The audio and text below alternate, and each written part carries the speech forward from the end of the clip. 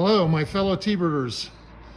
Today we're going to look at this exhaust system that I put into this 1966 convertible and what we had to do to get it in, some of the problems we ran across, some tips for you.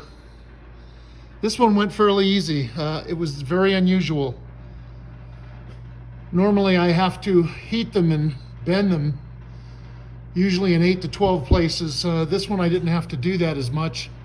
I think I did it in 3 or 4 places on this one. 4 places, I think.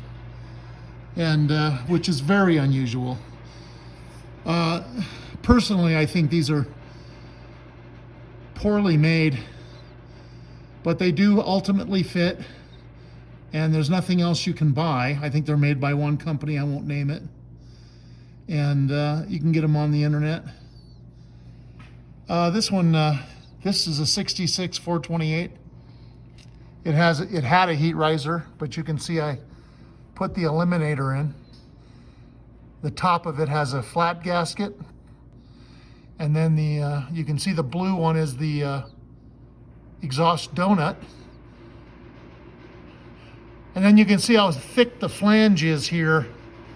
The original flange, I don't have one in front of me, but I think they were a stamped metal flange, and they were thinner. And they used a much shorter stud.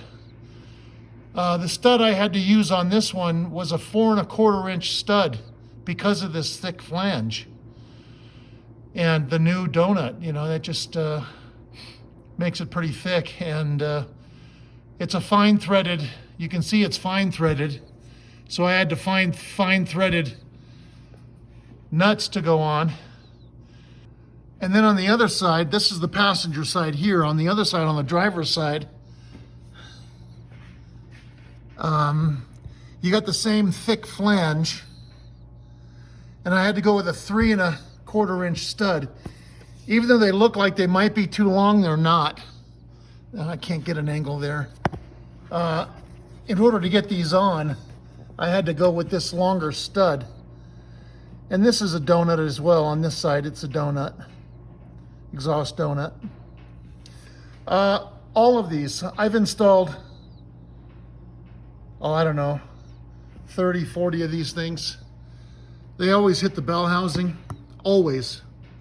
We had to heat it and bend it there. That's our first heat and bend. Sometimes they come too close to the frame. Here, this one thankfully did not, so we didn't have to worry about that. I hope this doesn't become a problem later, but we'll find out. We also didn't have any issues here, but you can see how close to the frame it is here. However, if it hits, I can bend this back. So that's pretty close, but not touching. And of course, the rest of it is pretty, you know, it's got decent distance from everything. You can see the camera's not crooked. You can see how the passenger side is a little bit higher than the driver's side. Usually this is far more pronounced. On almost every exhaust system I've ever had, this was far more exaggerated, where we had to heat the pipe on the side that was too high and bend it down, or the side that was too low and bend it up. Usually it's the side that's too high, we kind of bring it down a little bit. This one, it's not too bad, it's just slight, so we left it alone. Why heat the pipes if we don't have to? Coming back here, resonators.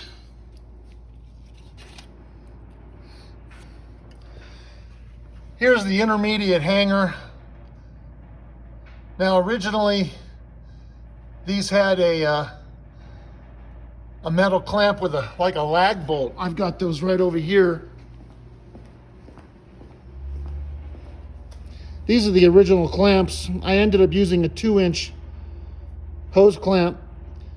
These are stretched, something's wrong with them. They didn't clamp down on the pipe tight enough, or the pipe's too small. One or the other. I got some new lag bolts from Ace, but anyway, I didn't need them. Here is the longer stud I used for the passenger side and the stud I used for the driver's side. The hose clamp, we used a 2-inch hose clamp. We didn't know it at the time, but obviously it's a little bit long. You can use a shorter one. We figured since it was 2-inch pipe, we'd use a 2-inch clamp. But I think the pipes are not really 2 inches. I think they're a little bit smaller than that. I think they're about 1 7/8 or something. Anyway, our second bend was here. No matter how we positioned this, it ended up hitting the frame. It was laying up against the frame. So we had to, we not only had to bend it, but we had to actually dimple it. I don't know if you can see that, but we had to dimple it as well. You know, we got to get the right clearances, to get the muffler to sit right in the compartment. You know, it's the right distances away. It's not hitting. It's nice and strong in there. They give you these tips. These tips slide into here.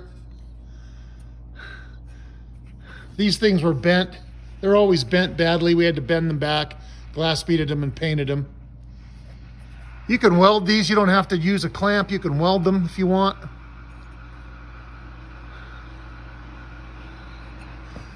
The body's bent here, and they did the body work. They didn't really fix it right. So this one looks like it's too far away from the body as compared to this side, but it's the body, not the fit of the muffler. This one's basically the same, this side.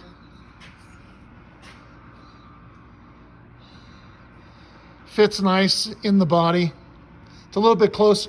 This side came a little bit close to the leaf spring, but again, it's far enough away, it's not hitting. It's in there secure. Another bend, we had to bend it here. The reason why is because it was hitting the tire here.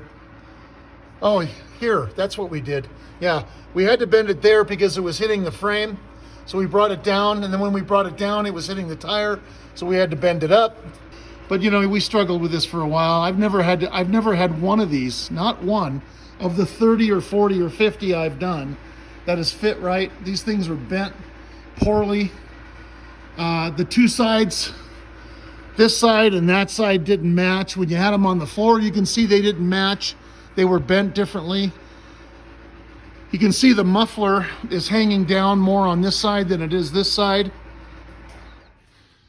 You know, that's another reason why we had to bend this, because they didn't bend it right. But it works. It's close. You just have to dick with it forever. It took two of us to do it. It's hard. You got to have one guy, it's better to have one guy holding the system, holding pieces while you're doing stuff. Anyway, it turned out really nice. It was a lot of work. And that's it. That's what you're going to have to go through to put one of these in.